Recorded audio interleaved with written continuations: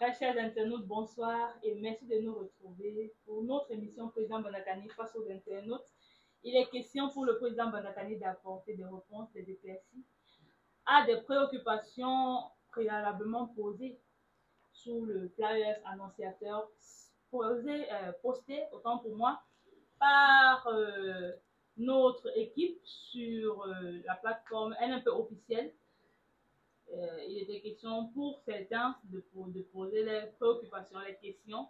Et alors, le président Bandakani apportera des éclaircies, des réponses aux préoccupations.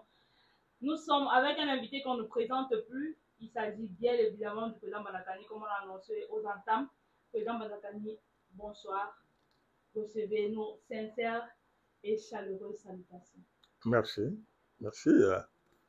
Très content de te retrouver, toi, Charlotte Djengele. Madame Charlotte Djengele, vous avez manqué. Vous avez manqué pour des raisons de beauté humaine. Parce que vous avez gratifié d'un joli bébé. Et vous étiez en congé de maternité. Vous avez manqué.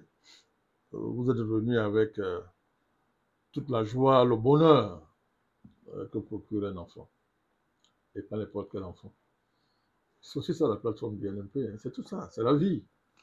Donc nous sommes très contents de vous revoir. Merci, président. Très contents de te revoir.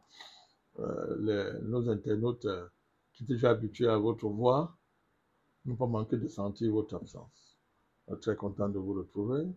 Je salue votre co-intervieweuse qui certainement sera présentée tout à l'heure par vos soins ou bien par elle-même. Je salue toute l'équipe technique. Sans laquelle il n'y a pas d'émission possible. Surtout que nous sommes extrêmement traqués dans les réseaux sociaux.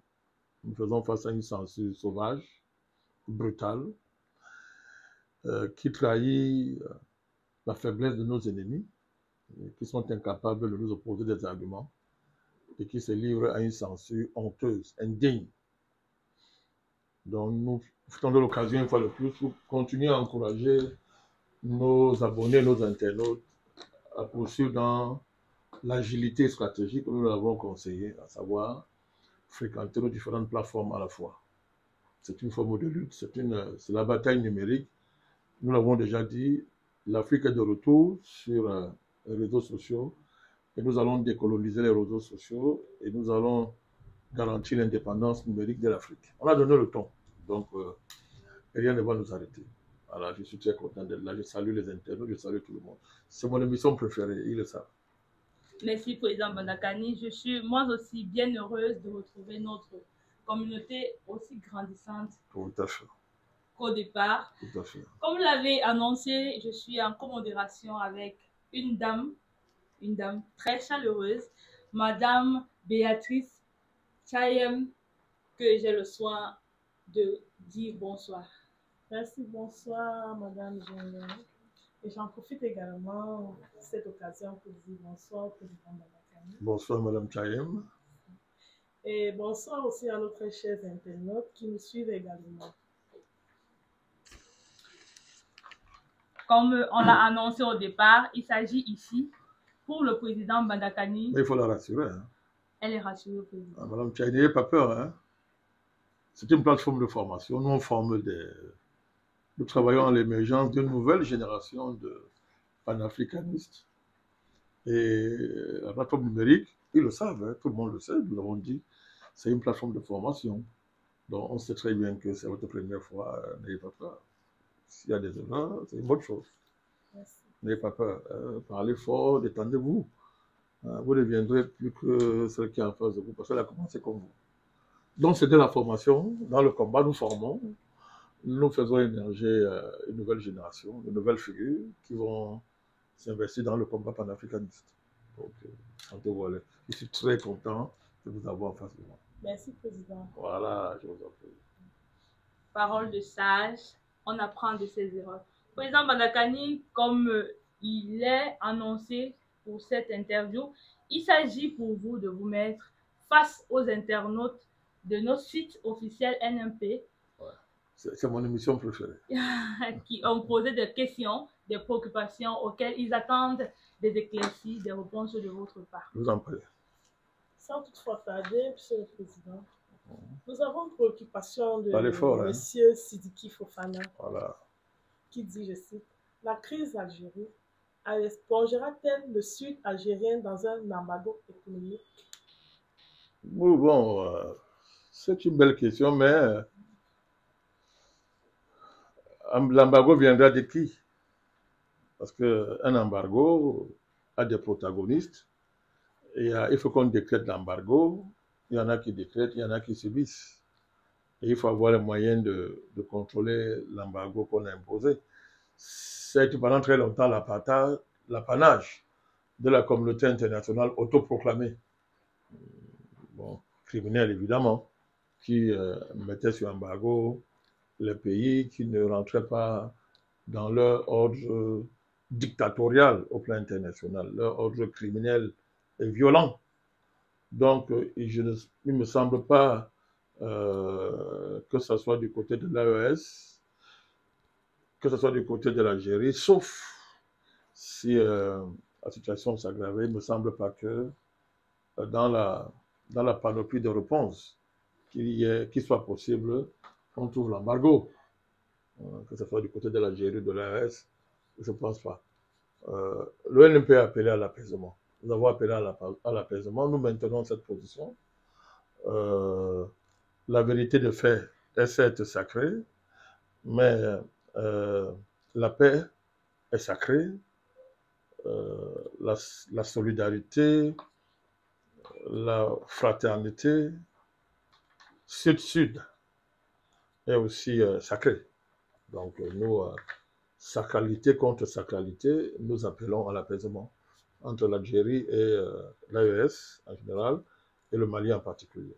Donc vraiment, nous insistons, nous appelons à l'apaisement, nous demandons une fois de plus à nos amis algériens de se souvenir. Vous savez, c'est comme un couple. Hein? Vous savez, quand un couple est en crise, la meilleure façon de soutenir le couple, c'est de rappeler les bons moments. C'est de se rappeler des bons moments. L'Algérie et le Mali ont d'immenses souvenirs puissants qui sont capables de s'opposer à la bourrasque des colères présentes, des tensions présentes. Donc, je préfère rappeler ça, le souvenir des bons moments, le souvenir du passé où les deux pays marchaient main dans la main.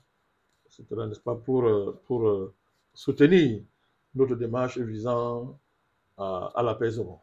Donc, moi, je ne pense pas que, non seulement, je pense que vous voulez parler d'escalade, parce que comme j'ai dit, l'embargo, il n'est pas dans le Mali n'est pas la CEDEAO, l'Algérie n'est pas la CEDEAO, je pense que ça n'arrivera pas. On n'arrivera pas à ça. L'embargo n'est pas possible. Ce n'est pas dans... bon, on peut fermer les voies aériennes, ça a été fait. Un embargo, bon,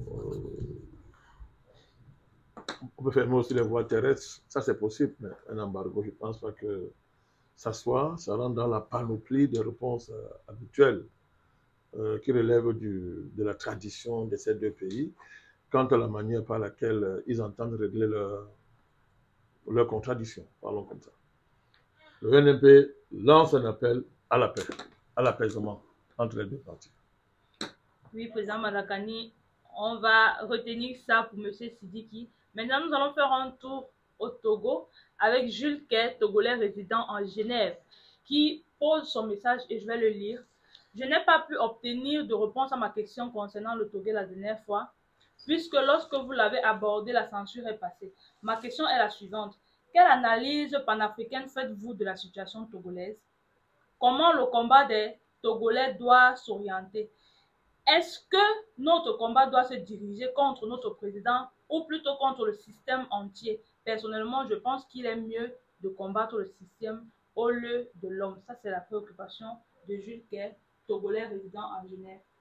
Oui, mon cher Jules Kay, la dernière fois, on n'a pas pu te répondre, pas parce que c'était pas à dessein, hein, je te rassure. Certainement, il y a eu un problème de temps. Il a précisé que la censure était passée. Ah, bon, d'accord. Donc, ce n'est pas à cause de nous, c'est nos ennemis qui nous ont empêchés d'interagir. Donc maintenant qu'on a l'occasion de le faire, on va le faire. Donc je partage fondamentalement ton approche et la mienne. Hein. Ça, tu étais la mienne.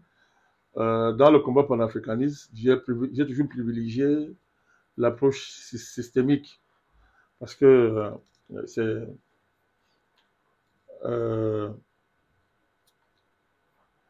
elle me paraît la mieux adaptée face aux réalités africaines, qui ne sont pas des réalités, comment je vais qualifier ça, qui ne sont pas des réalités courtémistes. Nous avons affaire à des processus extrêmement longs, qui sont enracinés dans l'histoire et qui ont dépassé, traversé des générations, des millénaires. Donc, on n'aborde pas de tels processus avec les émotions et les pulsions visant des personnes, aussi importantes soient-elles. La réalité historique démontrant que les personnes passent et les problèmes demeurent. Donc, c'est l'approche que nous avons privilégiée dans le cadre du combat panafricaniste. Et souvent, ça nous a valu des incompréhensions. Mais bon, comme dit la sagesse africaine, le mensonge a le couteau aux jambes.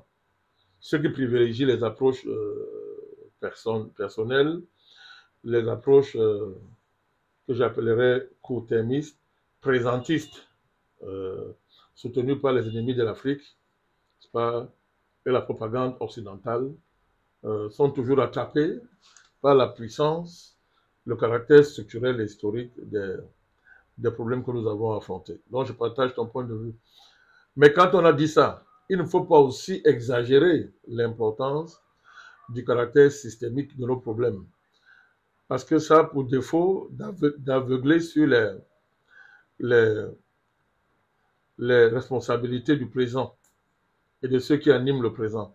Ça a pour défaut de nous amener plus ou moins à être complaisants, volontairement ou involontairement, avec les crimes, les erreurs graves et gravissimes des acteurs du présent. Bon, je pense que il faut être capable, quand c'est nécessaire, d'opérer un équilibre entre les deux, la dimension systémique et la dimension factuelle des événements et de notre situation. Mais de manière fondamentale, l'approche systémique est la meilleure. Et, président Bamakani, excusez-moi de vous couper, mais à quel moment est-ce qu'on quitte de l'approche systémique pour l'approche réelle, c'est-à-dire cette revendication physique, cette revendication véritable qui peut changer ou bouger les lignes? Wow, très belle question. Ça prouve que vous êtes extrêmement vigilante. Tant mieux. Dans le jargon révolutionnaire, on parle souvent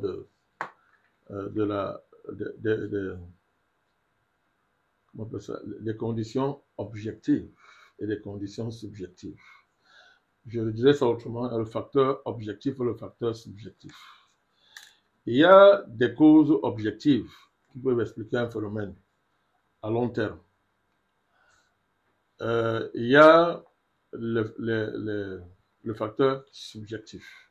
C'est souvent lié à la qualité des personnes, au niveau de l'organisation, à la capacité de s'organiser, de manière à ce que, face à une cause qui dure, puisse correspondre une capacité d'organisation qui soit à la hauteur des défis que nous posent les causes.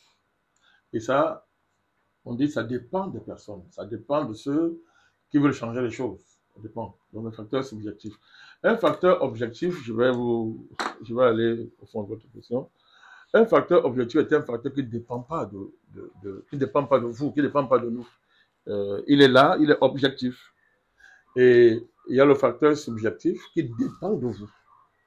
Donc, pour revenir dans le problème du combat, des problèmes de l'Afrique, il y a des facteurs objectifs qui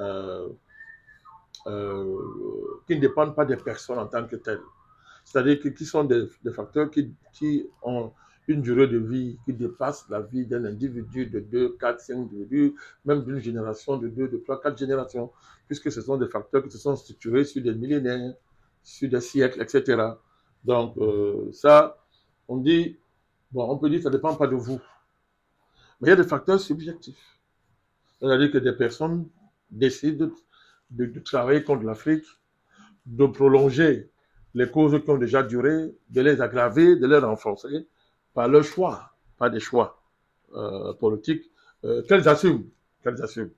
Donc, à ce niveau-là, vous voyez très bien comment il est facile de glisser de l'objectif et vers le subjectif. D'ailleurs que les deux ont des rapports dialectiques. Ces deux facteurs ne sont pas séparables souvent. Ils vont ensemble. Ce sont les hommes qui prennent en charge les causes et ces hommes-là sont façonnés par ces causes-là. Donc il y a bien une dimension personnelle qui dépend des individus. Pour dire quoi? Pour dire qu'en Afrique aujourd'hui, on a un problème avec des classes oppresseuses. Voyez? Des classes oppresseuses qui sont des classes sociales. C'est-à-dire que de groupes d'intérêts conscients d'eux-mêmes qui s'organisent pour maintenir leur position sociale. Voilà. Et qui refusent de se battre pour que l'Afrique change. Alors, des pareils groupes, n'est-ce pas, ont la capacité de manipuler, de récupérer les combats que mènent les panafricanistes, de se cacher derrière le panafricanisme pour masquer les intérêts de classe. C'est très important. Voilà pourquoi nous, dans le travail que nous faisons, nous insistons beaucoup sur ce que nous appelons l'endocolonat. Et vous savez très bien que on est en guerre au Cameroun contre l'endocolonat camerounais. Cet endocolonat a souvent tendance à cacher ses propres tares, ses propres démarches de classe derrière l'impérialisme qui est une réalité, derrière la prégnance des causes structurelles ou historiques. Donc il faut bien savoir jouer là-dessus et distinguer ça. Mais bon, dans la hiérarchie des contradictions, nos positions sont claires. Hein. Les positions sont claires. La contradiction fondamentale, c'est l'impérialisme, qui n'est que la continuité de l'esclavage et de la colonisation. Voilà. Merci, Président Bandakani. Mais est-ce que vous pouvez, pour le bonheur intellectuel de ceux qui nous écoutent, parce que ce problème d'endocolonat est récurrent dans des colonies françaises, est-ce que vous pouvez en quelques mots dire c'est quoi l'endocolonat? L'endocolonat, c'est une classe politique, économique et même culturelle. C'est un bloc de classes qui agissent sur plusieurs plans, qui agissent au pluriel sur plusieurs plans, au plan spirituel, au plan religieux, au plan traditionnel, au plan culturel, au plan économique, au plan politique. Leur caractéristique principale, c'est que ce sont des classes fabriquées directement par le colon. Ils sont des enfants du colon. Ils sont ses fils. Qu'ils soient adultérins, ils sont ses fils. Donc, leur généalogie politique et historique commence avec le colon et finira avec le colon. C'est ça l'endocolonat. Donc, cette classe-là, le colon est parti, elle remplace le colon et continue l'œuvre coloniale. Alors, il peut arriver qu'il y ait des contradictions objectives entre l'endocolonat et le colon. Mais la contradiction est objective parce que ce n'est pas une démarche politique consciente de l'endocolonat de vouloir couper le cordon ombilical. L'endocolonat dans son ensemble, hein, les éléments peuvent prendre conscience et vouloir le faire. Mais l'endocolonat dans son ensemble, ce qui le caractérise, c'est qu'il ne peut pas lui-même décider de rompre avec le colon en connaissance de cause. Donc c'est ça, et le génie de la France, ça a été de fabriquer, c'est-à-dire un endocolonat pur et dur, qu'elle tient de manière mystique, de manière religieuse, culturelle, spirituelle, politique, économique, etc. Donc c'est ça l'endocolonat.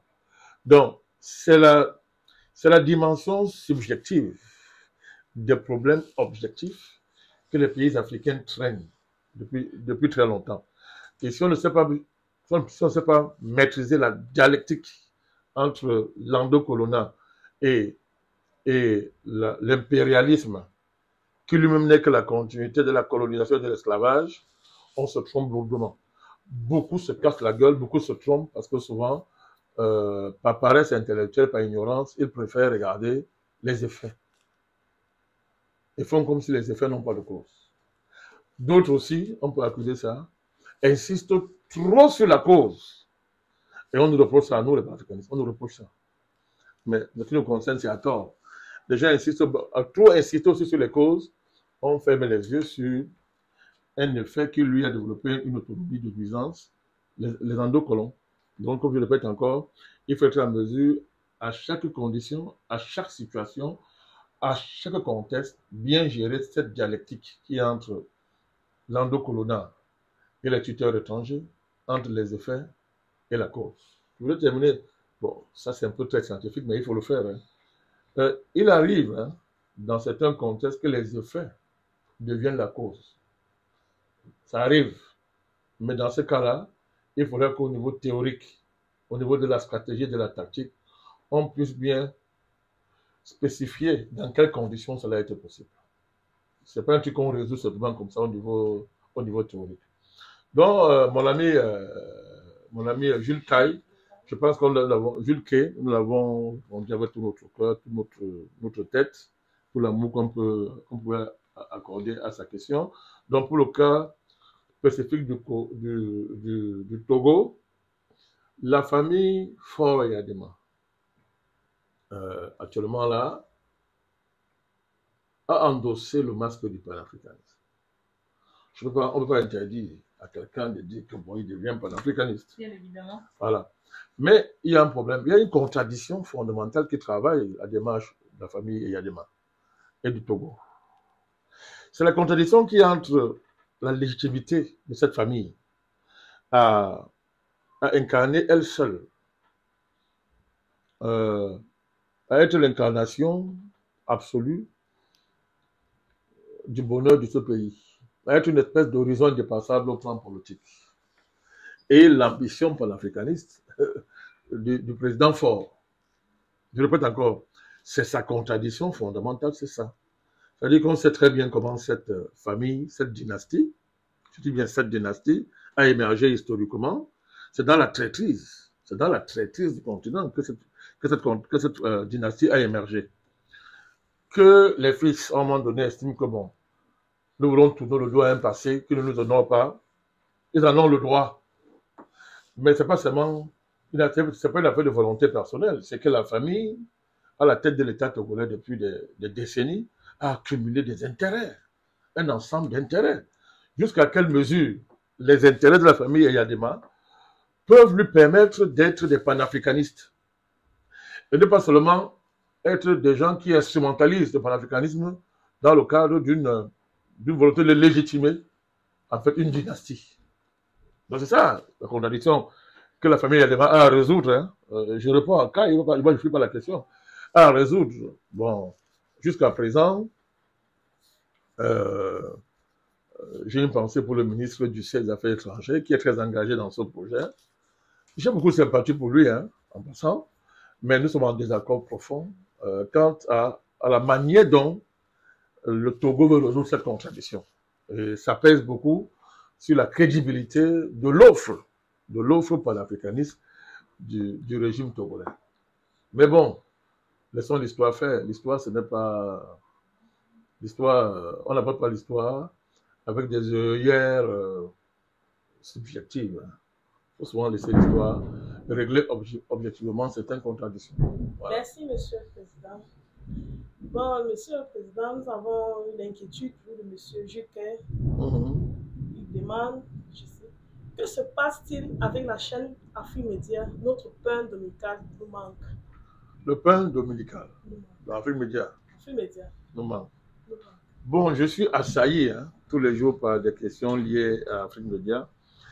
Ben, pour l'instant, je vais demander à tous ceux qui sont attachés à Afrimédia d'accepter que nous gardions pour l'instant un certain silence.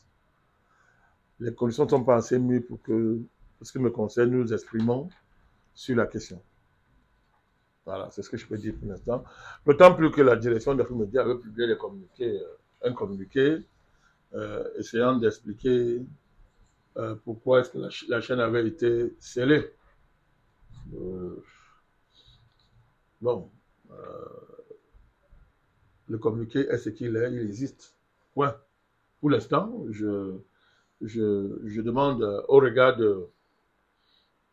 de l'importance de la chaîne Afrique Média et de son œuvre, je demande à tous ceux qui, de près ou de loin, étaient attachés à Afrique Média de comprendre que pour l'instant, je préfère garder le silence pour l'instant. Merci, espérons qu'il a vraiment compris. Et nous avons il va comprendre. Mais bientôt, ils auront leur pain dominical. Encore qu'il peut, en attendant, se nourrir sur nos plateformes. Merci. Nous avons une question de M. Jassam Alain. Président Bandakani, présentez-vous à l'élection présidentielle d'octobre 2025. Les panafricanistes vont soutenir votre candidature comme nous avons soutenu Ousmane Sonko et Diomaye Faye du Sénégal. Bon, d'abord, je voudrais remercier monsieur, vous voyez, il s'appelle qui? Monsieur Jassam, c'est ça? Monsieur Jassam Alain. Voilà, Jassam Alain. Je voudrais le remercier pour l'honneur qu'il nous fait de nous voir à la tête du Cameroun, de considérer que nous sommes à la hauteur d'une telle tâche. Bon, les conditions camerounaises ne sont pas celles du Sénégal. D'abord, le Sénégal, c'est un contrat moral que la France s'est donné pour blanchir son image de colon violent, endurci, criminel, en faisant croire que il était possible dans les colonies de pratiquer la démocratie, qui, une fois qu'on pratique, qu'on la pratique, on est civilisé. Voilà. Donc, autrement dit, ce n'est pas de la faute de la France si dans ces anciennes colonies, il y a des mauvais dirigeants. Elle a la malchance. Bon, malgré tous les efforts qu'elle a fait, elle n'a pas trouvé de bons dirigeants. Bon, le Sénégal quand même montre qu'il est possible, n'est-ce pas, que le problème, ce n'est pas les liens coloniaux. Ce sont les dirigeants, ce sont les sociétés livrées à elles-mêmes qui sont la cause de leur stagnation politique, économique, etc. Donc le Sénégal devrait démentir ça. D'où le fait d'avoir fait du Sénégal un comptoir moral, dans le sens d'être une vitrine de la démocratie. Ça donc, oui. Le président, il aimerait que vous vous présentiez aux élections présidentielles. Oui, merci, j'arrive, merci. Vous allez très vite, hein. Bravo, j'arrive. Donc, je disais que il y a donc une tradition d'alternance néocoloniale au Sénégal. Et les choses changent pour ne rien changer. Il fait croire que nous, en Afrique, on doit se contenter de démocratie sans ambition, de démocratie des nègres, ou des classes de petits bourgeois, des élites qui peuvent s'affronter, se passer le pouvoir dans une rotation tous les 5 ans, tous les 10 ans. Voilà. Mais on ne touche pas les vrais problèmes. Donc, il y a une tradition de ce point de vue, non? Il y a une tradition de démocratie néocoloniale au Sénégal qui a permis l'émergence d'un Sonko, d'un Diomaye. Ce n'est pas le cas au Cameroun. Ce n'est pas le cas au Cameroun. Les conditions camerounaises sont totalement différentes. Au Cameroun, on a ce que le président Biya appelle lui-même la démocratie avancée. Démocratie avancée. Mais tout ça, c'est la démocratie néocoloniale. La volonté du président Biya de démocratiser le Cameroun est louable. Il faut saluer ça. Mais les conditions concrètes du Cameroun font qu'on n'est pas sorti d'une démocratie néocoloniale.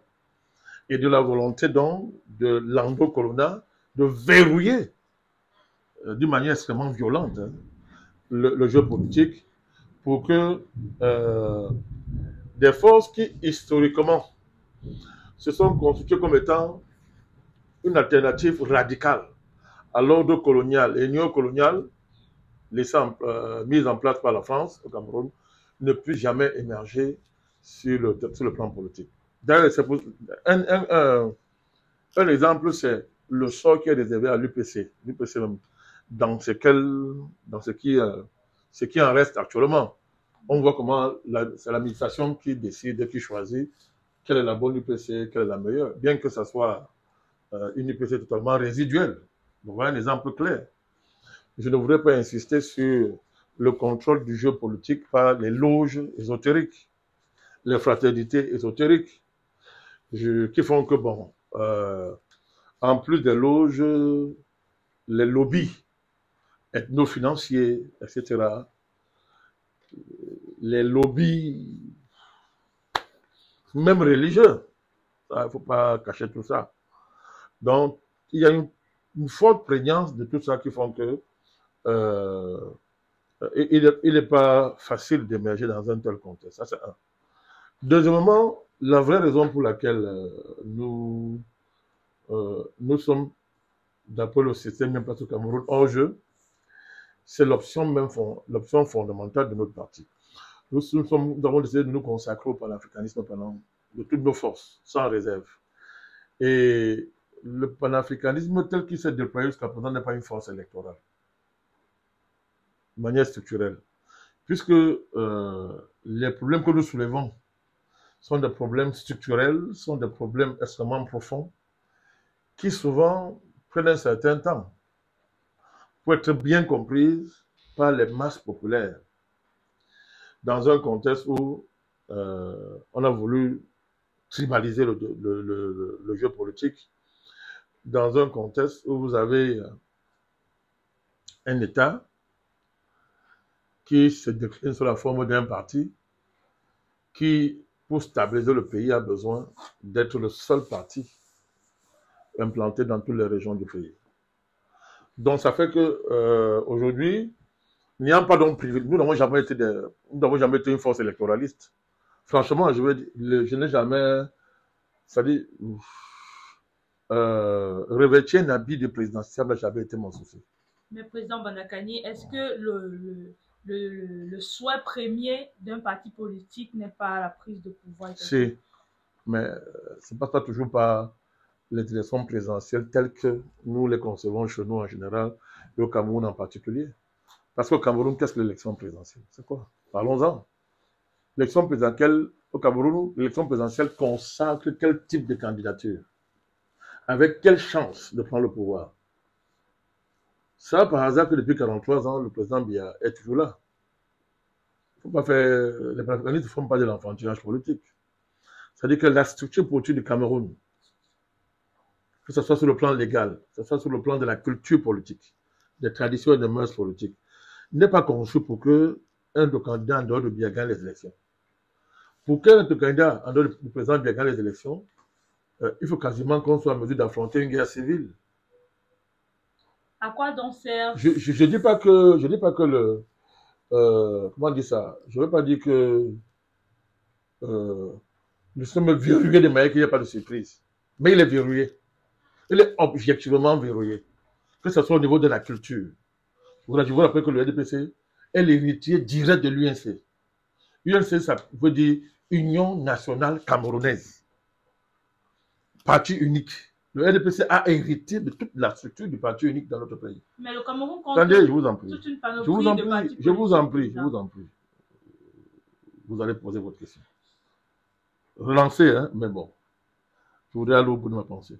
C'est-à-dire que ça n'enlève pas, on ne peut pas enlever au président Biya le bénéfice d'avoir été un réformateur dans le sens de démocratiser le système.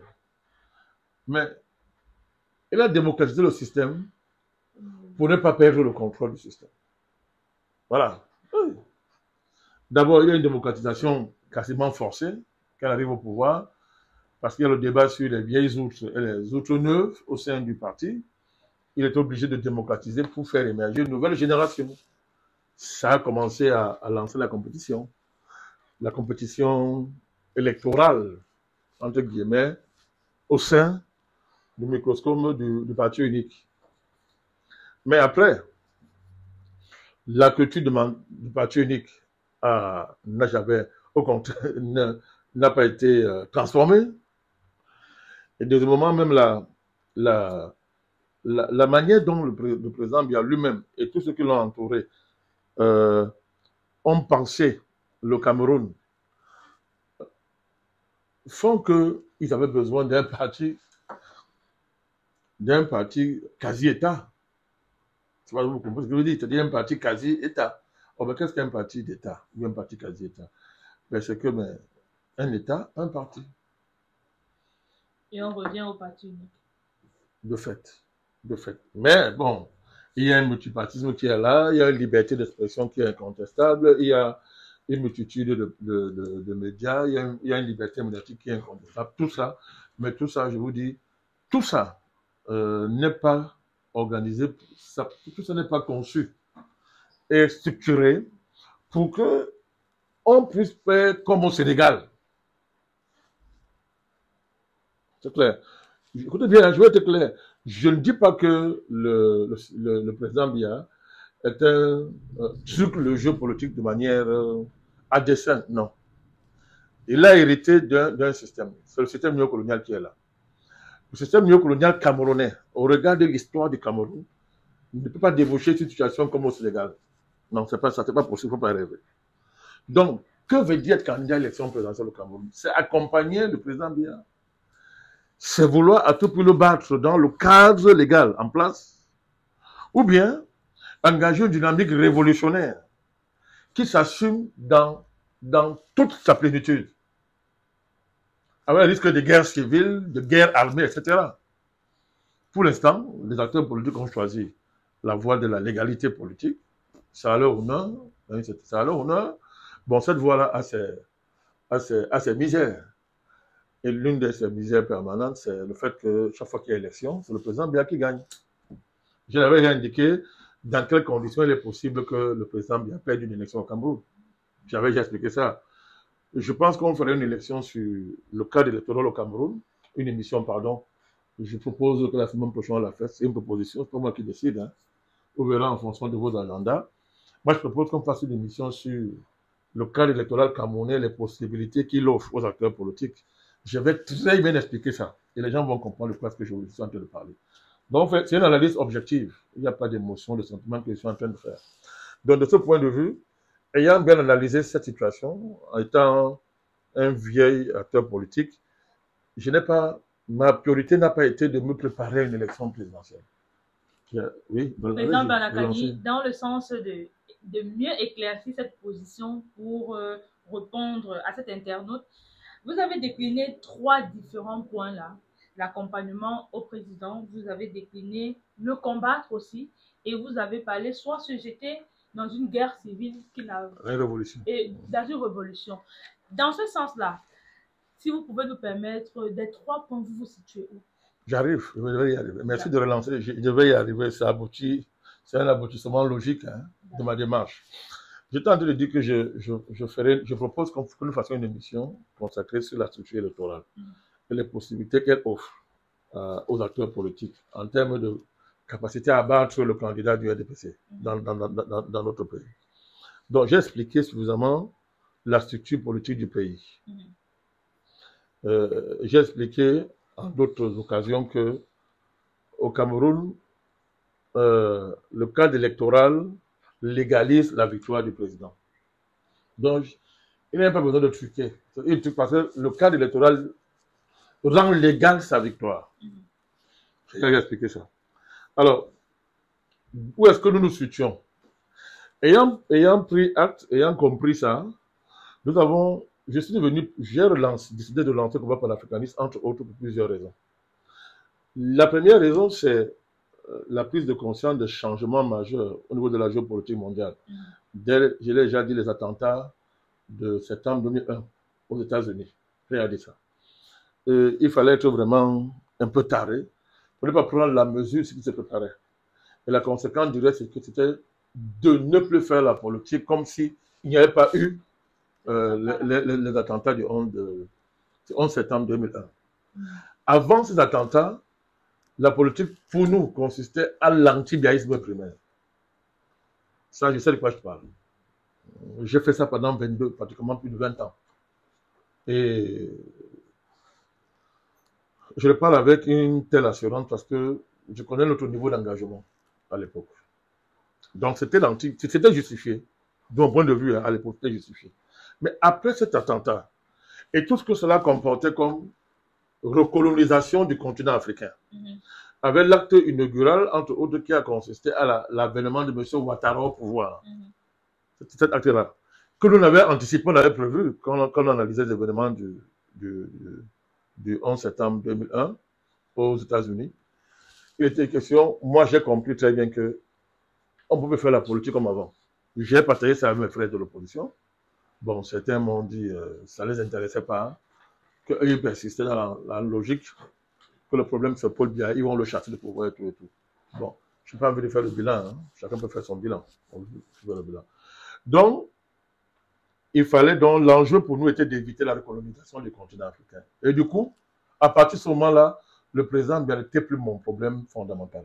Je veux que les gens comprennent ça très bien. Donc, il y a un changement d'objectif qui entraîne un changement de stratégie. À partir du moment où le combat devient la lutte contre la recolonisation du continent africain, le président Biya, son statut change à nos yeux, ça change complètement. Il n'est plus notre cible fondamentale. Donc nous retrouvons pratiquement un contexte des années 60, des années 55, où le problème était de chasser le colon, de le faire partir, voilà, en unissant au maximum les populations, l'ensemble des populations du pays. Donc, nous avons lancé le combat panafricaniste, et il était question aussi, ça c'est une autre dimension de notre stratégie, il était évident, on n'était pas naïf, qu'à un certain niveau de maturation des conditions panafricanistes, nous entrerons en conflit profond avec l'Ando-Colonna. Et arrivera un moment où le président Biya sera obligé de prendre sa responsabilité. Il faut bien comprendre la dimension de la stratégie qu'on avait prise. C'est-à-dire que nous savions qu'à un moment donné, la France mettrait des Ando-Colons sur place, là, qui sont ses enfants, devant les responsabilités, à savoir, soit vous en finissez avec les panafricanistes, soit nous on vous lâche. Ça arrivait dans plusieurs pays. Hein. Dans plusieurs pays. Mais le cas du Cameroun est c'est plus profond, c'est plus complexe à cause de l'histoire du Cameroun et de la manière dont on a négocié l'indépendance de notre pays. Mais aujourd'hui, je suis très fier de voir que ce choix stratégique était... je suis très fier de l'avoir fait. Parce que non seulement quand je regarde le bilan de ceux qui ont dit qu'ils vont chasser le président pour le pouvoir, quand je regarde à quel niveau ils sont, et quand je regarde à quel niveau nous sommes, je suis très content. Le choix que j'ai fait pour vous répondre clairement, c'est que, à un moment donné, les contradictions internes du régime vont mûrir. Et elles vont mûrir tellement qu'il faudra soit que le président sorte vainqueur de son Ando-Colonna, soit que celui-ci sorte vainqueur du président Paul Biya. Donc ça, c'est un point. Et à ce moment, qu'à ce niveau-là, la conception que les gens ont de la présidentielle ici devient secondaire. Puisque tous ces candidats-là, quand vous les regardez, vraiment, je ne veux pas manquer de respect à ces candidats, mais ils ont des objectifs. Il y en a qui se préparent pour être... Il y en a que l'élection présidentielle, c'est un entraînement pour l'avenir. Il y en a que c'est un tremplin pour être chef de l'opposition. Il y en a même quand ils envisagent leur candidature, ils savent dans leur cœur qu'ils peuvent faire battre le président Biya. Ils le savent. Ils savent que c'est l'après-Biya que nous préparons tous. C'est l'après-Biya. Vous voyez? Mais nous, on a joué là-dessus autrement, en anticipant sur la guerre qui oppose le président Biya, qui devrait opposer Biya à un moment donné de l'évolution de son régime, l'opposer à l'Ando-Colonna. On y est. On y est. C'est ça l'affaire Martinez-Zogo. C'est tout ce qu'on voit aujourd'hui. C'est ça les menaces qui pèsent sur le Cameroun. Boko Haram. La queue de nos os, c'est quoi? C'est les niveaux atteints par l'acuité, n'est-ce pas, du choc entre, n'est-ce pas, du choc de cette contradiction entre, d'une part, l'Ando-Colonna local camerounais, quant à son avenir et les intérêts présidentiels du chef de l'État. La dernière dimension, c'est, vous savez, ça reviendra, je sais, depuis que nous avons relancé le mouvement panafricaniste, tous ceux qui m'écoutent savent que nous avons mis Dieu et l'histoire au cœur de notre combat. Dieu et l'histoire. Si vous intégrez tout ça, vous comprenez que ma démarche ma démarche stratégique n'a rien à voir avec ce que d'autres pensent. De ce point de vue, qui a dit à mes amis que je suis hors jeu? Question. Qui leur a dit que je suis hors jeu, que nous sommes hors jeu? Qui vivra verra. Eh bien, qui vivra verra. Président Banakani, nous allons faire un tour à présent en Côte d'Ivoire avec monsieur le même Steven depuis Abidjan.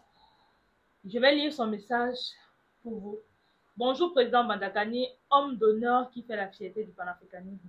Président Bandakani, c'est quoi ce rapprochement bidon entre le PPA-CI, qui est le Parti des peuples africains Côte d'Ivoire du président Gbagbo, et le GPS, qui est Génération des peuples solidaires de M. Guillaume Soro. Génération Peuple Solidaire. Génération des peuples solidaires de M. Guillaume Soro. Je ne comprends plus la démarche du président Laurent Gbagbo. Après tout ce mal que M. Sonko, le criminel, a fait à la Côte d'Ivoire, Soro, autant pour moi, le criminel a fait à la Côte d'Ivoire, aujourd'hui, subitement, M. Soro est devenu ami du président Gbagbo. Même si on dit qu'en politique, il peut y avoir des alliances, cela ne saurait être possible avec un traître criminel comme M. Soro, qui est toujours un agent des Occidentaux.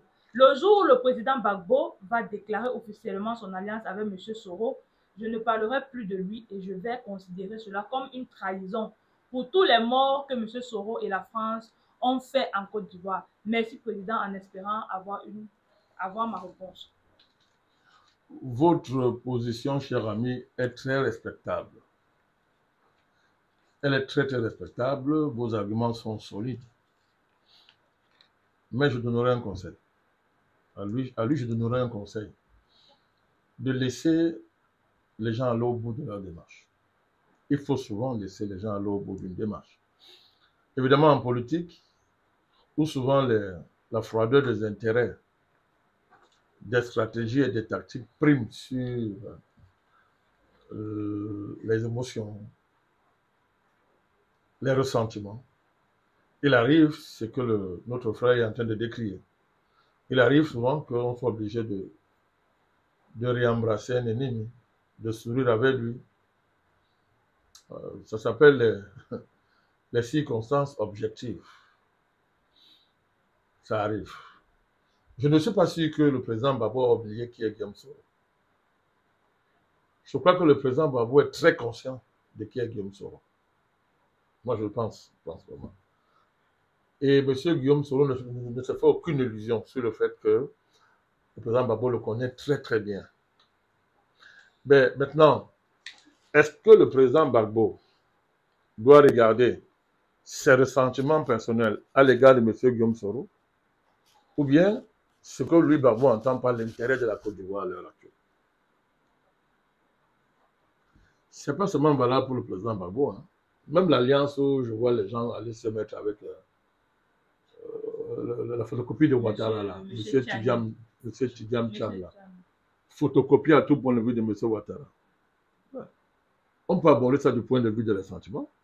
On peut aborder ça du point de vue de la lucidité politique et politicienne, où souvent les intérêts, les stratégies, les tactiques priment sur, comme je l'ai dit, les ressentiments personnels, les émotions de personnes qui ne sont pas des politiciennes professionnels. Voilà. J'ai fait une émission, moi je ne me reconnaissais pas dans tout ça. Mes positions avec M. Guillaume Soro sont connues. Je me suis prononcé sur la fameuse alliance de notre maman, comment? En Côte d'Ivoire, oui. Oui, voilà. Cap Côte d'Ivoire. Je me suis prononcé là-dessus. Il peut aller revisiter ça.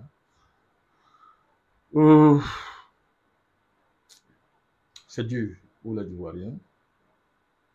Moi, je mets toujours à leur place. Quand je pense à mes frères ivoiriens, j'ai très mal. C'est très dur. Mais ce que je peux le dire, la Côte d'Ivoire sera libérée. La Côte d'Ivoire sera libérée. Je ne fais que le dire ça depuis. Je ne blague pas. La Côte d'Ivoire sera libérée. Mais pas par des voies que les gens imaginent. Je ne pense pas que ce soit les tractations préélectoralistes ou électoralistes de ce type qui vont aboutir à la libération de la Côte d'Ivoire. Je ne crois pas à ça. Je ne pense même pas que le président Gbagbo lui-même croit à ça. Il n'est pas naïf. Du haut de son expérience, Il ne peut pas croire que la Côte d'Ivoire sera libre à cause des tractations préélectoralistes ou en dernier ressort. C'est M. Ouattara qui fixe le cap, qui fixe le cadre. Non. Mais la Côte d'Ivoire sera libre et cette libération n'est plus loin. Le régime Ouattara est à bout de son rôle historique. Des signes manifestes sont là et clairs. Aujourd'hui, le débat, c'est de savoir, après lui, c'est qui. Pour le camp des ennemis de la Côte d'Ivoire, avec en tête la France, le débat, c'est qu'après Ouattara, ça reste dans le camp des traîtres historiques, pour les appeler comme ça. C'est-à-dire les gens comme le Tidjane Cham et toute la clique qui s'agite autour de lui. Le fils de Ouattara, c'est son fils ou c'est son frère, pour ce qu'il a. On dit que le RHDP, donc pour la France, ça devrait sortir, se jouer dans ce camp-là, avec un accompagnement pour calmer la colère populaire, avec un accompagnement des forces légitimistes, comme le camp Gbagbo et les autres. C'est ça un peu le scénario que la France, n'est-ce pas, agissant pour le compte de l'Occident profond, veut mettre en avant. Mais la donne a beaucoup changé. Hein. La France tient à ça. C'est une question de vie de mort pour la France. Mais l'arrivée de Donald Trump au pouvoir a changé la donne. Hein. A changé la donne. Et puis, comme je le dis, les dévolutions géopolitiques en Afrique de l'Ouest, qui ont abouti à un déclassement du rôle central de la Côte d'Ivoire sous Ouattara dans la sous-région, ouvre des possibilités nouvelles que les gens n'imaginent même pas. Je le dis à mes frères ivoiriens, gardez l'espoir. Vraiment gardez l'espoir. Votre pays sera libre d'une manière spectaculaire. Voilà. Donc je dis ça et je maintiens ça. Vous avez dit la Côte d'Ivoire sera libre. Et à mon ami qui a posé la question, comment il s'appelle monsieur? Il s'appelle le même Steven. Oui, à mon ami Steven, gardez espoir. Gardez espoir. Ne vous laissez pas votre patriotisme être abîmé par les conjonctures de la politique politicienne. Peu importe ceux qui sont devant. Beaucoup de courage, mon cher ami. La Côte d'Ivoire sera libre. Ceci constitue un espoir pour tous les Africains. C'est plus qu'un espoir. J'en ai la conviction. Et c'est sur ce mot que nous allons faire un tour au Cameroun avec la réaction de M. Fabien Fa concernant votre position sur le soutien au président Paul Biya s'il venait à se présenter pour les présidentielles de 2025. Il dit, et je le cite, « Bonjour président Bandakani, vu votre popularité et tout ce que vous avez fait pour l'Afrique francophone, vraiment vous ne devez pas tourner en rond comme ça pour un vieux de presque 100 ans. Qui n'a plus tous ses sens et ses organes avec l'âge. En toute chose, il faut le repos, monsieur le président Bandakani. Moi particulièrement, je suis un peu déçu de votre réponse qui est floue, alors que nous aimons à chaque fois vous suivre. » Bon, il peut dire tout ça sans insulter le patriarche. Franchement, si tu me suis, il ne faut pas entrer dans le cycle de ceux qui insultent le patriarche. Je pouvais dire ce que tu as dit, les arguments sont assez suffisant au lieu d'ajouter l'invective à l'égard du patriarche. Il faut respecter le patriarche. En Afrique, on respecte l'âge. Et puis, le président n'est pas sénile. La différence avec au Cameroun, c'est que le président n'est pas sénile. Si le président était sénile, je vous aurais dit ça. Ne pensez pas que j'ai peur de quelque chose. Non, non, non. Moi, je suis un homme très libre, mon cher ami. Le président n'est pas sénile, je vous dis ça. Le patriarche président camerounais, s'il n'a plus la force de l'âge, c'est évident, n'est pas sénile, au contraire. Et ça se voit tous les jours. Ceux qui pensent qu'il n'est pas là, au Cameroun, on voit comment de temps en temps, il sert rappel aux gens qu'il est là. Mais la question que vous posez est juste.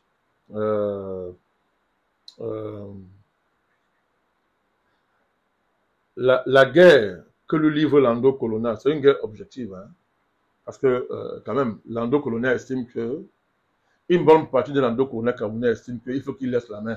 Pour qu'ils prennent le pouvoir. Parce que plus ils traînent, plus des surprises peuvent surgir et les faire perdre le pouvoir. Ça, c'est le nœud de la guerre objective qui oppose le président à son Lando Colonna dont il a eu à gérer les destinées depuis qu'il est au pouvoir. C'est un fait. Donc,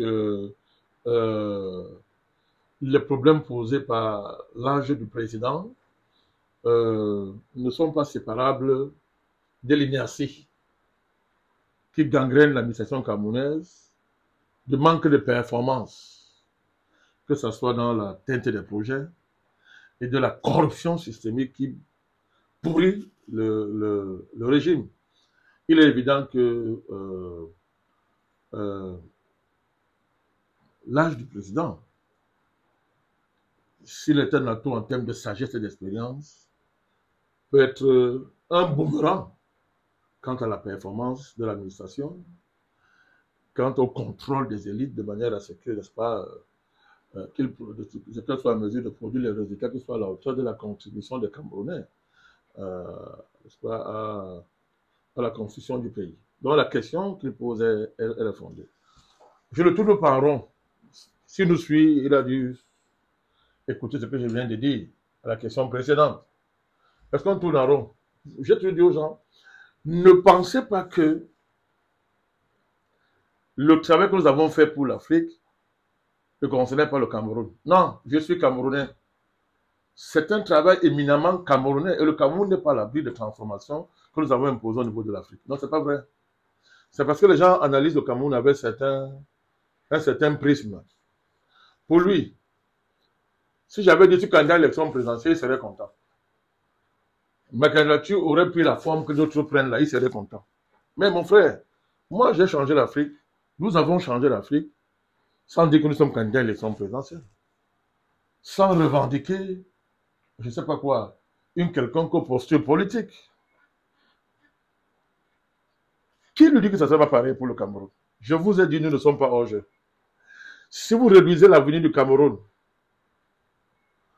à ce que planifient les institutions dans leurs formes actuelles et la prévisibilité politique qui s'en dégage, vous allez dire que je tourne en rond. Parce que je ne suis pas... je suis hors jeu par le système légal, ne remplissant pas les conditions pour y participer. Mais si vous lisez la politique autrement, au regard de toute la dynamique panafricaniste qui depuis 15 ans, en dehors de tout canevas institutionnel, a bouleversé le champ institutionnel africain, a bouleversé la donne géopolitique mondiale. Si vous regardez ça de ce point de vue-là, vous devez bien voir que nous ne sommes pas hors jeu. Nous ne sommes pas hors jeu. Donc nous sommes là où nous travaillons, dans notre dynamique. Rendez-vous dans quelques années, on verra, cher ami.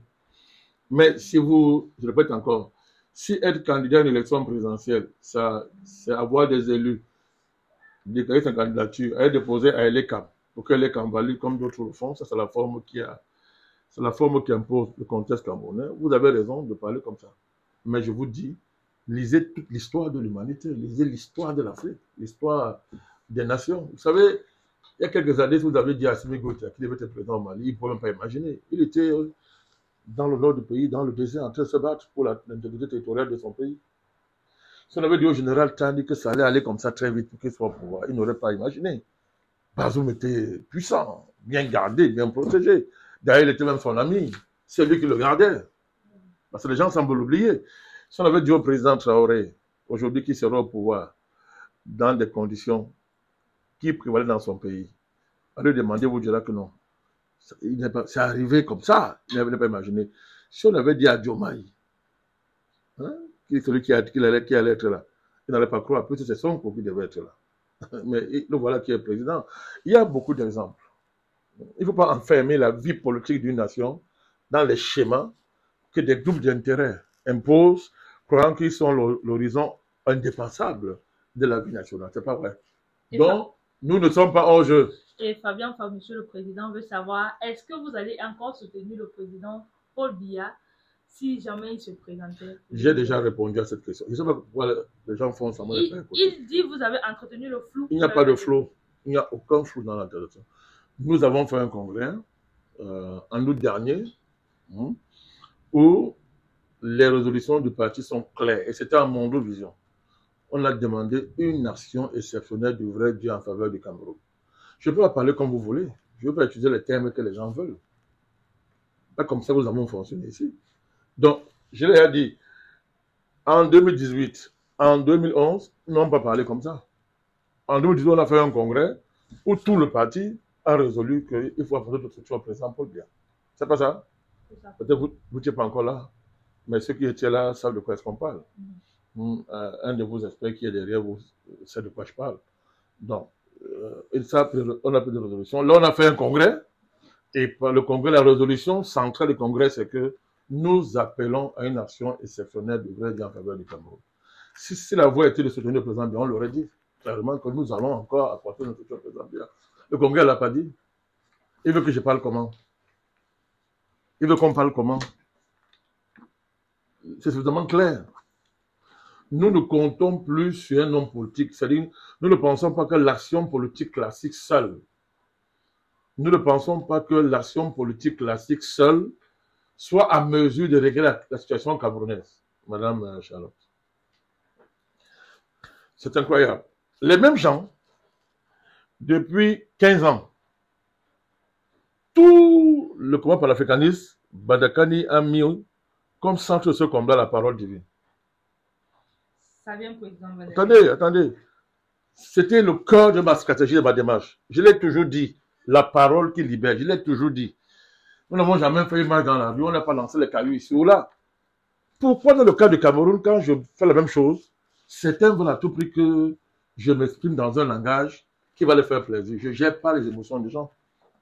Je ne veux pas commencer avec lui. Je ne gère pas les émotions des gens. Je ne cherche pas à être populaire, je ne cherche pas à plaire aux gens. Parce que quand nous avons commencé comme panafricaniste, tous ces gens-là dormaient. Ils ont bien observé quand ça a pris. Maintenant, tout le monde est panafricaniste. On leur donne les leçons. Donc non, qu'ils écoutent ce que je suis en train de dire. Et s'il me suit, qu'il continue à me suivre. Il verra. Donc les choses sont claires. Nous, c'est une nation exceptionnelle du vrai Dieu qui nous a accompagnés depuis 15 ans dans le cadre du combat panafricaniste. C'est son nation que nous, on entend dans le cadre du Cameroun.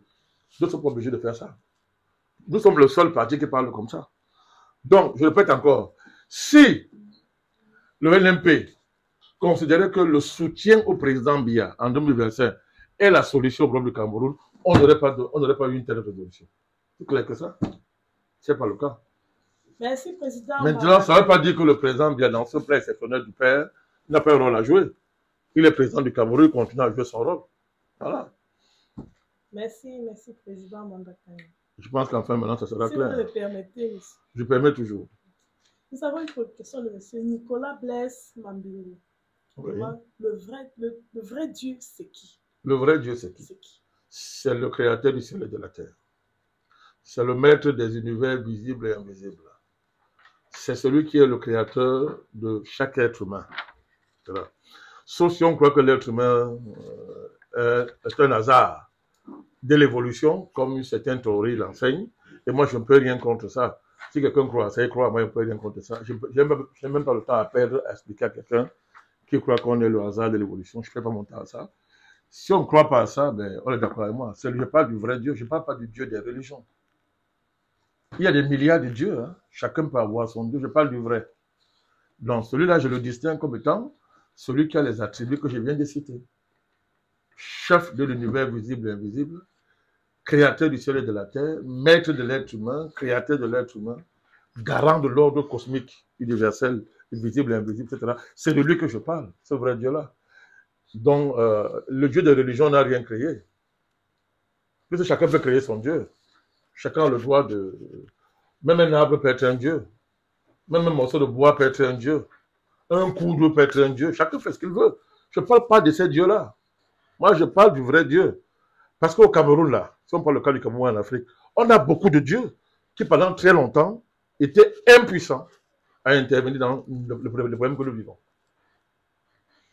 Mais depuis 15 ans, le vrai Dieu que je convoque tous les jours dans mon combat, chacun voit de quoi il est capable. Et ce n'est pas fini.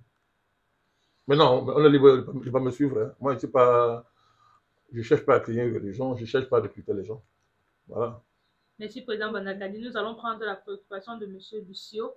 Comme on ne crie pas on n'échappe pas, on ne fuit pas l'affrontement, on ne censure pas. Jamais. On va mettre ici le commentaire qu'il a fait, M. Lucio. Il dit, quand c'est pour l'ouvrir sur son Excellence Alassane Ouattara, président de la République de Côte d'Ivoire, il est excité. On te parle de Paul Biya, tu parles de la métaphysique.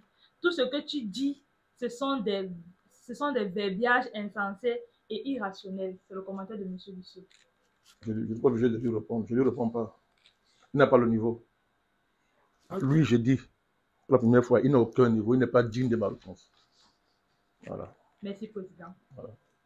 Sans toutefois tarder, espérons qu'il ait compris. Monsieur Avomo Joseph, depuis le Cameroun, il a deux préoccupations. La première, la suivante. Il dit, Donald Trump a-t-il un plan contre la CEMAC suite à leur exigence aux compagnies pétrolières de déposer leurs devises à la BIA? Je souhaite en savoir davantage. Deuxième préoccupation. Pourquoi les candidats à la présidentielle au Cameroun ne nous disent pas comment ils vont mobiliser l'argent pour financer leur programme de société? Bravo. Premièrement, bon, ce n'est pas... concernant Donald Trump et la CEMAC, ce n'est pas anodin, c'est que sa question n'est pas anodine. Hein. Elle a des fondements. On peut penser ça. Parce que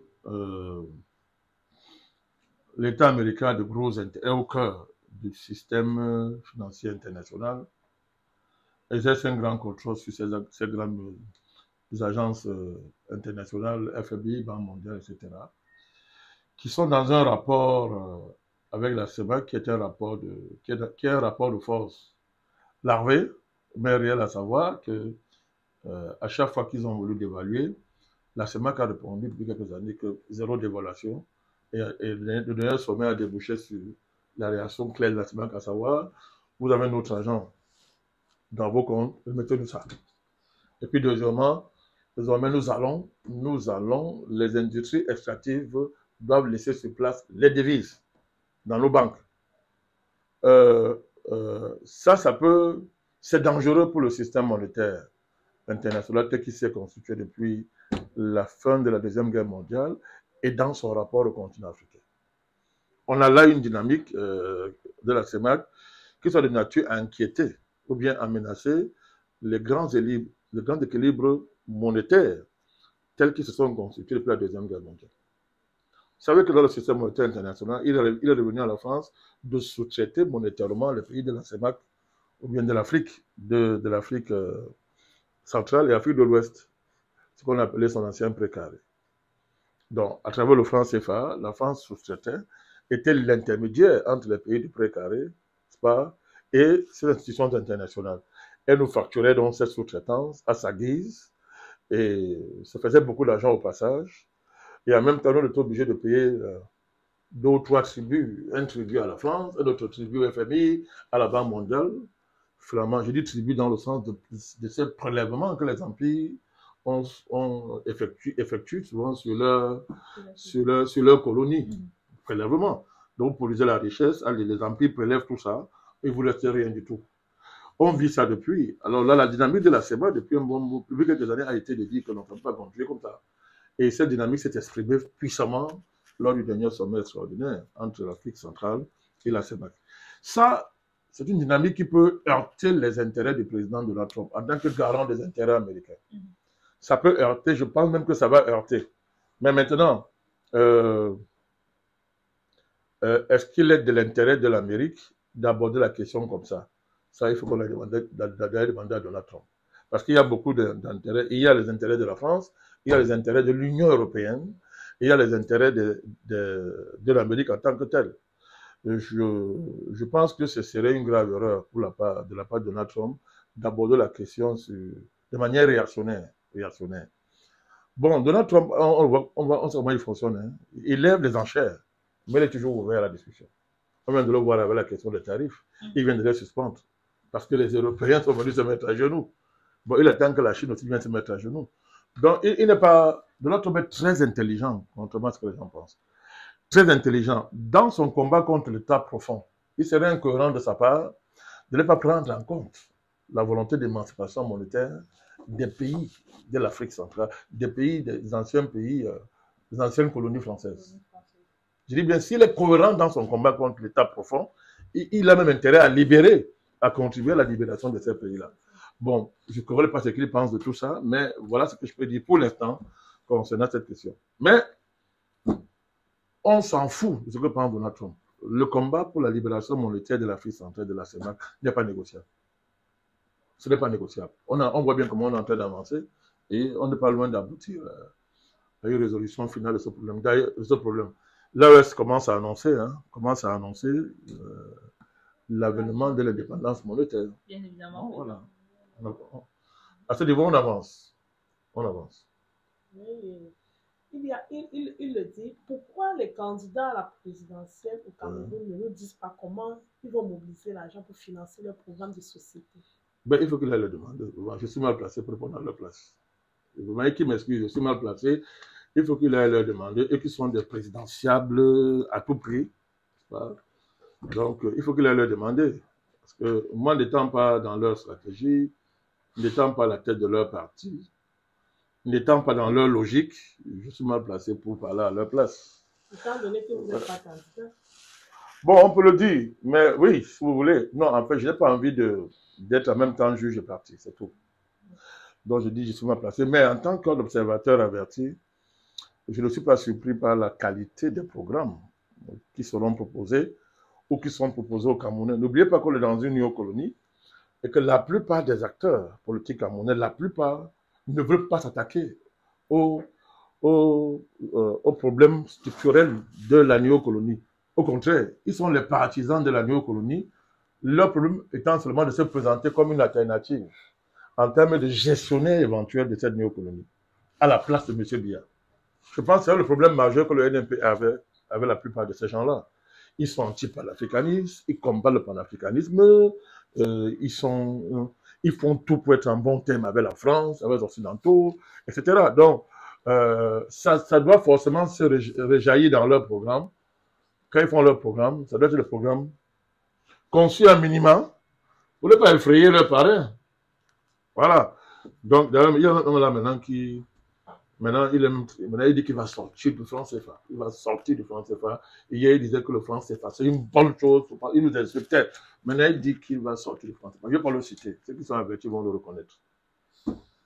Merci, Président Banakani. Vu qu'on amorce déjà la fin de notre émission et on veut finir en beauté, on va accorder quelques secondes à cet internaute qui a déposé un commentaire. Il dit « Tu n'appartiens à aucune religion, tu n'es dans aucune secte. Pas de tradition, on ne parle donc pas de vrai Dieu. Tu le connais où? Qui a écrit la Bible que tu lis? Ça a une réaction qui vient de l'émission sur laquelle vous avez donné votre position par rapport aux sectes, par rapport à la tradition et par rapport aux religions. Bon, ils sont... Des gens, des internautes de ce type sont toujours véhéments. Parce qu'ils croient ce qu'il dit est trop important et qu'il a trouvé vraiment quelque chose qui va fermer la bouche du président Balakani. Non, il faut descendre. Tu n'as rien dit de spécial, mon frère. Tu n'as rien dit de spécial. Il s'appelle Eric Ewane. Eric Ewane, tu n'as rien dit de spécial. Il ne parle plus alors, tu le connais où? On connaît Dieu par la religion. Donc tous ceux qui sont religieux là, dans le monde, là, connaissent Dieu. Moi, je lui renvoie la question, mon cher Ewane. Est-ce que... j'ai lu ses commentaires, hein, en passant. Oui, j'ai lu ses commentaires. Maintenant que vous avez donné son nom, bon, je serai plus tolérant envers lui parce qu'il est très productif dans nos plateformes. Alors, je veux maintenant lui répondre sérieusement, calmement. Mais je lui dis, on n'est pas obligé de poser des questions de cette façon. Vous ne me donnez pas des injonctions. Parce que moi, je ne vous donne pas les injonctions, mon cher Eric. Vous me dites, ne parlez plus de Dieu. Vous me dites, ça, c'est de la tyrannie. Pourquoi m'interdire de parler du Dieu tel que moi je le ressens? Mon ressenti divin peut être même une imposture pour vous. Ça peut être même un crime pour vous. Mais si vous êtes quelqu'un d'humain, acceptez-moi comme ça. Ne parlez plus, ne me donnez pas des ordres spirituels. Non, c'est pas ça qu'on fait. Ça montre même que vous n'avez pas d'argument. Maintenant, donc, on va aller sérieusement dans le fond du débat. Puisque c'est vous, je vous lis. Vous avez des arguments souvent que vous mettez en avant. Et c'est pas pourquoi, dans le cas d'espèce, vous êtes passé à une autre dimension dans votre réaction à mon égard. Mais bon, ça va, on reste des potes. Vous êtes des internautes qui partagent notre combat. Ça va comme ça. Donc, je disais que pour lui répondre, on n'a jamais connu Dieu par la religion. La religion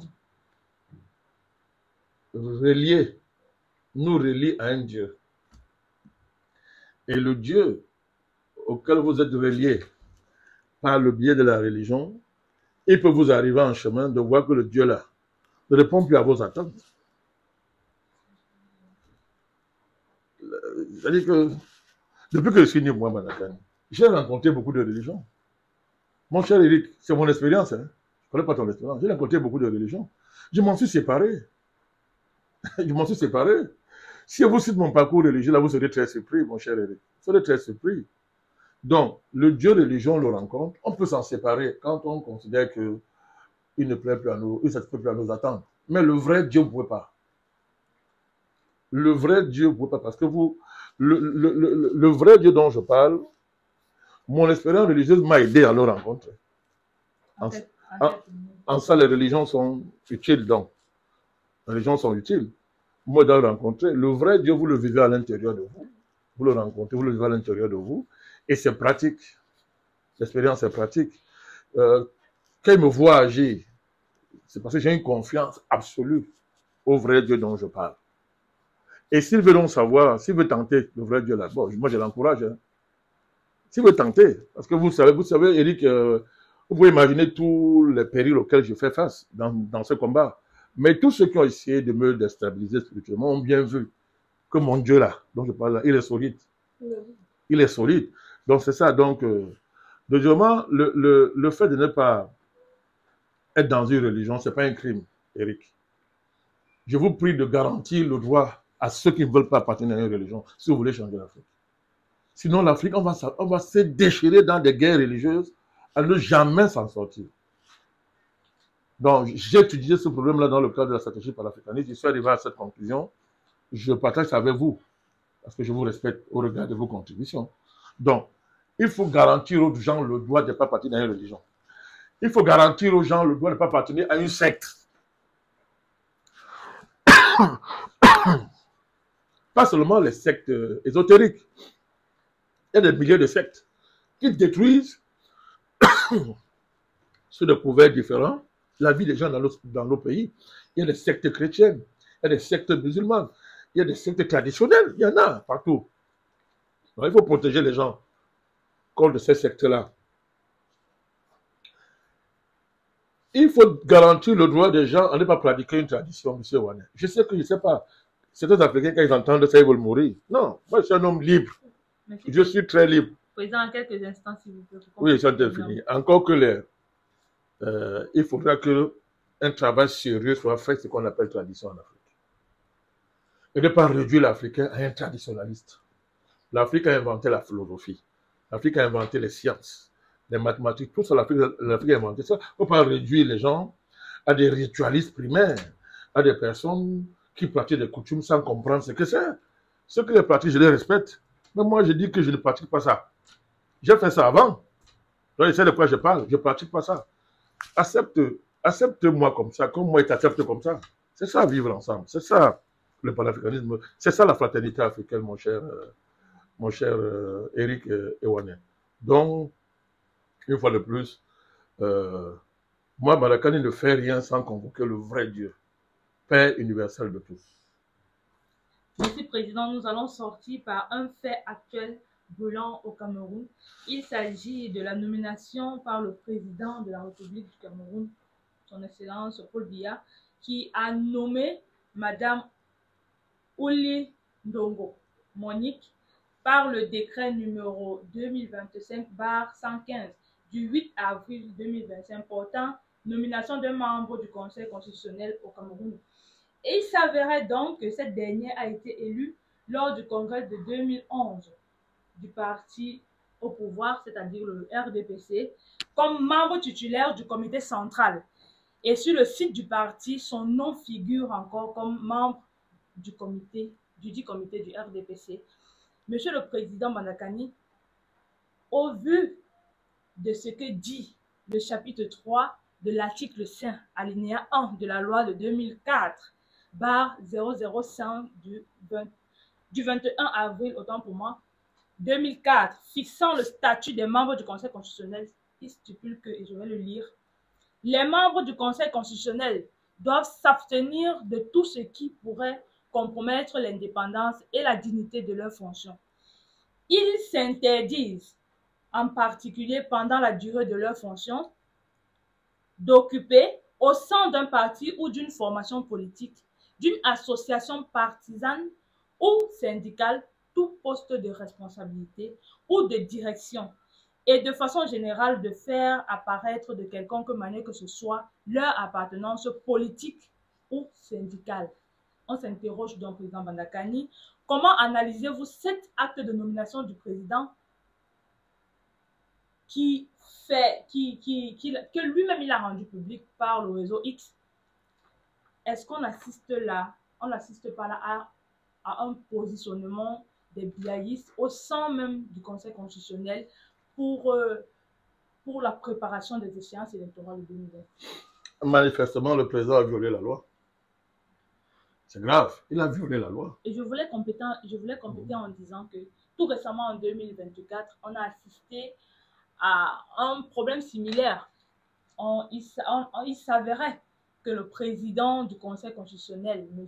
Clément Atangana, avait été aperçu lors d'une réunion où une motion de soutien au président Paul Biya avait été signée. C'est un malaise grandissant et qui n'inquiète forcément pas l'appareil étatique camerounais. Pour le cas du président du Conseil constitutionnel, c'est pas la même chose. C'est pas la même chose. Approximativement. Oui, mais là, on est devant un cas flagrant de violation de la loi par le président. Il faut rapidement réparer ça. Rapidement réparer ça. C'est très gênant de voir ça. Et tout à l'heure, ça revient à ce que nous disions ici concernant les pressions que le président subit par son entourage du fait de son âge. Voilà encore l'exemple. Il est incroyable de faire signer au chef de l'État de tel. J'ai lu cette loi avec vous tout à l'heure. Il faut dire que nous avons cherché la loi, nous avons vérifié, nous avons vu. Espérons qu'elle va démissionner pour se conformer à la loi. Le mal est déjà fait. Président Bandakani, est-ce qu'on ne devrait pas s'attendre, connaissant les manières de procédure de ces personnes, est-ce qu'on ne va pas s'attendre à une démission antidatée? Ce serait toujours une violation de la loi. Si la démission est dûment antidatée, c'est toujours une violation de la loi. Elle doit démissionner. Elle doit démissionner. Parce que le président a violé la loi. Devrait être démissionné du RDPC. Non, il y a deux faits. Le président a violé la loi. Il faut qu'on tire les conséquences de la violation de la loi. Cet acte-là est nul. Elle doit démissionner. C'est nul. Et le président doit réparer ça. Rapidement. Réparer ça. Si la démission est antidatée, c'est encore grave. Il ne faut pas se moquer des gens. Il ne faut pas violer l'esprit de la loi. Il ne faut pas attaquer l'esprit de la loi. Mais comment on pourra prouver que c'est antidaté? Nous, non, on le sait dans ce cas, vous dites, si vous dites que c'est antidaté, est-ce que c'est? Ou c'est antidaté ou ce n'est pas? Parce que pour l'instant, elle est encore membre du conseil. Moi, je dis que nous sommes allés consulter la liste des membres du comité central. Elle y est à l'heure où nous parlons. Donc, le décret sa nomination par le président est une violation flagrante de la loi. Bien évidemment. De la loi qui institue le Conseil constitutionnel et le statut des membres du Conseil constitutionnel. Le chef de l'État a violé cette loi. Il faut arrêter, il faut réparer ça rapidement. Et elle, si elle a un peu de morale, elle doit démissionner. Voilà, il n'y a pas d'histoire là-dessus. Alors nous parlons, elle devrait déjà avoir démissionné. Parce qu'à l'heure où nous parlons, elle est sous... elle est en situation flagrante de violation de la loi. Si on vous nomme, vous constatez que votre nomination est irrégulière. Si vous avez de l'honneur, vous la refusez. Vous demandez à celui qui a procédé à la nomination de conformer la nomination à la loi. Je dis vous qui bénéficiez de la nomination. Maintenant, le président, qui est réputé légaliste, devrait constater que, manifestement, il a violé la loi, il doit réparer ça. Tout ça crée un climat de chaos préélectoral qui n'est pas de nature à favoriser la sérénité que le président souhaite de tous ses voeux. Maintenant, quand je viens de dire ça, moi, je n'utilise pas ça. N'est-ce pas? Je n'inscris pas cette situation dans le même sens que ceux qui sont dans les bagarres, en lutte à mort pour l'élection présidentielle. Y compris en disant que même le diable sait être mieux. Ou bien d'autres, bon. D'autres disent que bon, on va mourir, d'autres vont continuer. Qu'il y a des morts, les vivants vont continuer. Je ne m'inscris pas dans cette dynamique-là. Il y a un acte manifestement de violation flagrante de la loi. Cet acte-là, il faut dénoncer ça. Il faut condamner ça. Elle doit démissionner de son poste, sa nomination. Le président doit réparer ça, doit rapporter sa nomination en cherchant quelqu'un qui répond, n'est-ce pas, aux critères de la loi. Aussi simple que ça. Merci, président Bandakani. Merci de nous avoir accordé ce temps. Merci d'avoir pris de votre soin pour répondre aux préoccupations de nombreux internautes. Nous vous remercions grandement. Nous remercions toute l'équipe qui accompagne la production de cette émission. Nous remercions la charmante dame Béatrice la figure émergente, qui a accompagné la réalisation de cette émission. Et nous nous disons à très bientôt pour une nouvelle actualité. Je voudrais remercier de tout mon cœur les internautes. Voilà pour leurs questions.